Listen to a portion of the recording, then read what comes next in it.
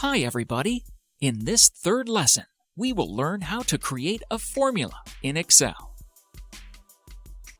As we mentioned in a previous lesson, one of the utilities of Excel is to make calculations.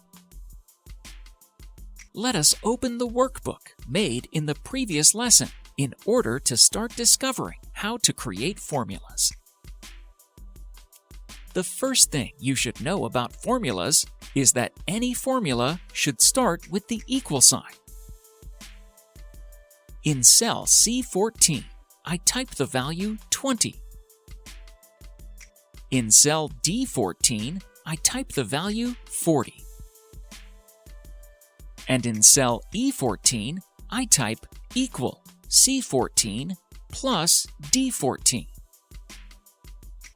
Hit the Enter key and observe the result. If you click on the cell E14, the formula will be displayed again in the formula bar.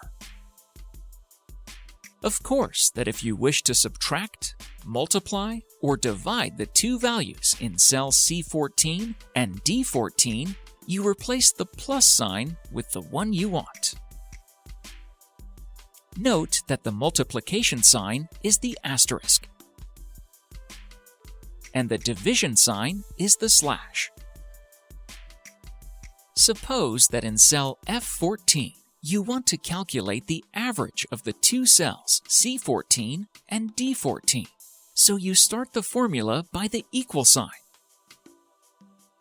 followed by open parentheses C14 plus D14 close parentheses slash 2, which means divided by 2.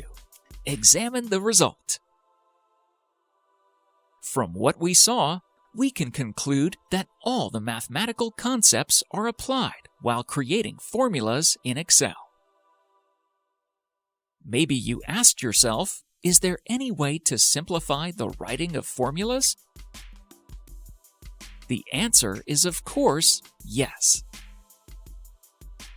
Excel includes built-in functions to make the calculation process easier. In order to understand more, we will proceed in creating the following table formed of two columns: name and grade. The functions that we will learn today are sum, average,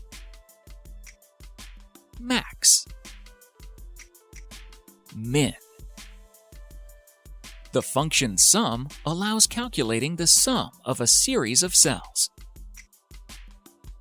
Look how we write in cell C10 the following formula: equal sum open parentheses C3 2 points or colon C8 close parentheses.